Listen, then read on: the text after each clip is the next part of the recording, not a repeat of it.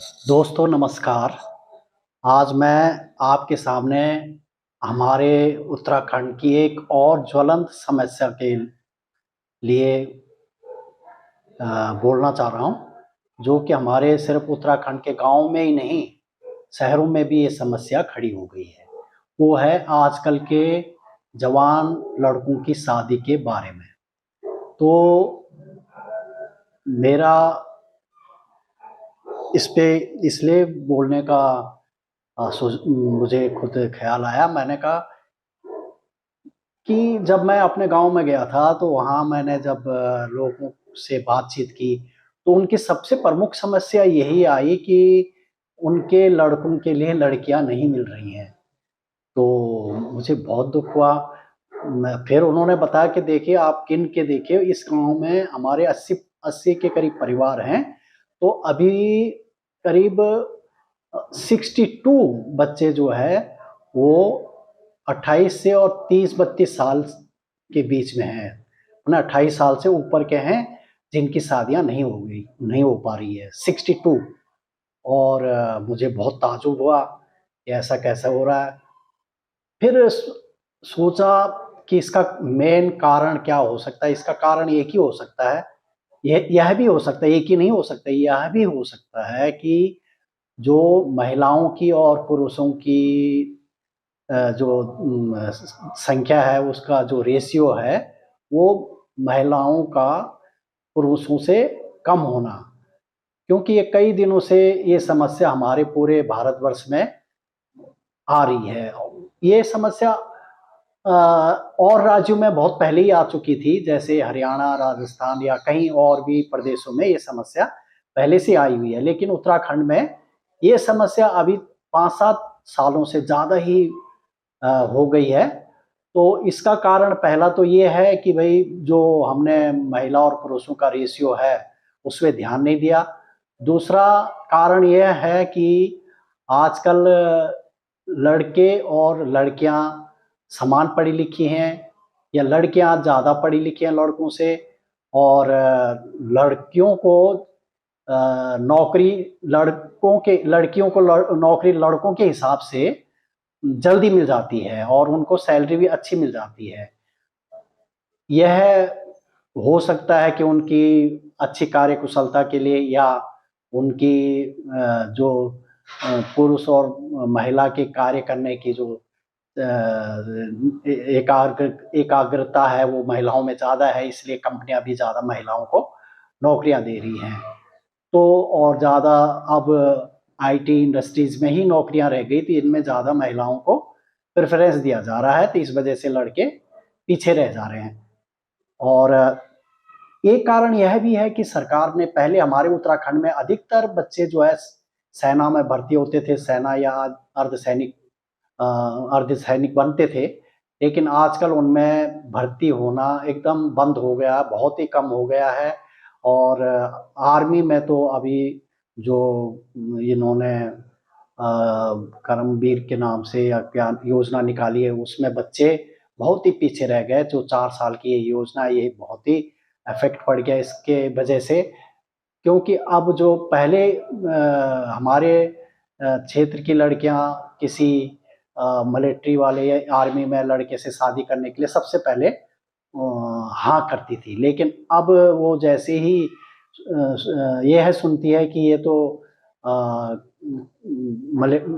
Army में 4 साल के लिए है, तो वो एकदम मना कर देती है। मैंने पहले ही पूछा जाता है कि ये परमानेंट आर्मी वाले हैं या 4 साल वाले हैं। तो अब कहाँ रह गए, परमानेंट वाले तो है नहीं। जो बच्चे हो रहे हैं 4 साल के लिए हो रहे हैं, अब वो उनकी शादी करना बहुत ही मुश्किल हो गया है। तीसरा, ये भी एक कारण बता सकता हूँ कि भाई लड़कियां जो है चकाचौंध के हिसाब से गांव में रहना पसंद नहीं कर रही हैं, वह शहर की तरफ ज़्यादा ध्यान दे रही हैं। और गांव में उस प्रकार की सुविधाएं नहीं दी हैं कि लड़कियों को वही शहर की लड़कियों जैसा सुविधाएं मिल जाए, ऐसा नहीं है। तो वो भी शहर की तरफ ज़्यादा ध्यान दे रही हैं, ज़्यादा जाने की सोच रही हैं। मैं एक छोटा सा उदाहरण दे रहा हूँ कि कोई मेरी रिश्तेदारी में मैं हम लड़कियाँ एक लड़के के लिए देख रहे थे जो कि वो बहुत ही अच्छा क्वालिफाइड था। तो जब हम लड़कियों से मिले तो लड़कियां कई मांगे रख रही थी। कोई कह रही थी आपके घर में कितनी कारें हैं, कोई कह रही थी मैं आपके मम्मी पापा के साथ नहीं रहूंगी, कोई कह रही थी मैं शादी के बाद या तो नौकरी करूंगी या तुम्हारे घर का काम करूंगी, दो में से एक ऑप्शन होगा। इस तरह के कई कारण हैं, तो जो कि आज नई बातें सुनने को आ रही हैं।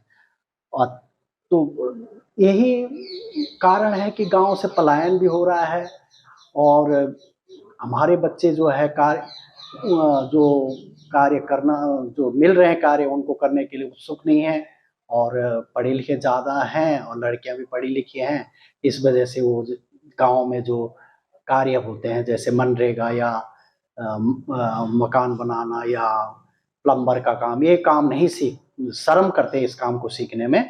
और लड़कियां भी अगर मनरेगा में वही काम लड़कियां भी कर रही, वही लड़के भी कर रहे हैं, दोनों को समान पैसे मिल रहे हैं, तो लड़कियां क्यों करेंगे उनसे शादी। इस प्रकार से ये मुसीबत खड़ी हो गई है, और आज की तारीख में ये एक ज्वलंत समस्या है हमारे उत्तराखंड की, और शहर में भी जो बच्चे रह रहे हैं उनके साथ भी।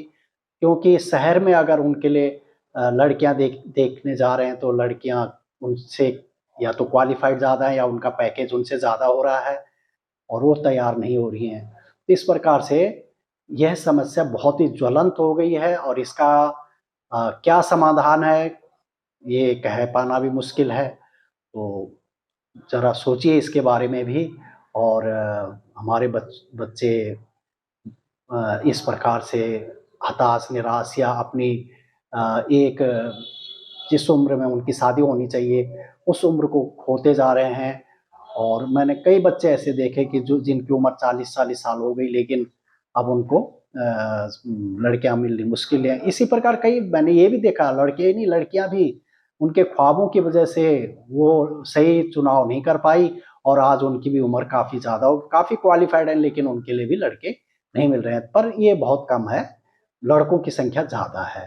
तो मैं अपने गार्जियंस जो हैं सभी से विनती करता हूँ कि इस बारे में थोड़ा-सा सोचिए कि भई लड़के की भी ऐसा कुछ नहीं है कि अभी उसकी नौकरी कम पैकेज की है या जैसे भी, परिवार सुखी रहना चाहिए, और उनका भविष्य सुखी होना चाहिए। कहीं आपकी लड़की गलत स्टेप ना उठा दे कि भई पैसे के चक्का-चौंध में और पैसे के पैकेज के चक्कर में और गलत जगह फँस जाए। तो हमें हम गार्जियंस जो हैं, हम माँ-बाप जो हैं, हमें भी इस चीज़ का ध्यान रखना चाहिए।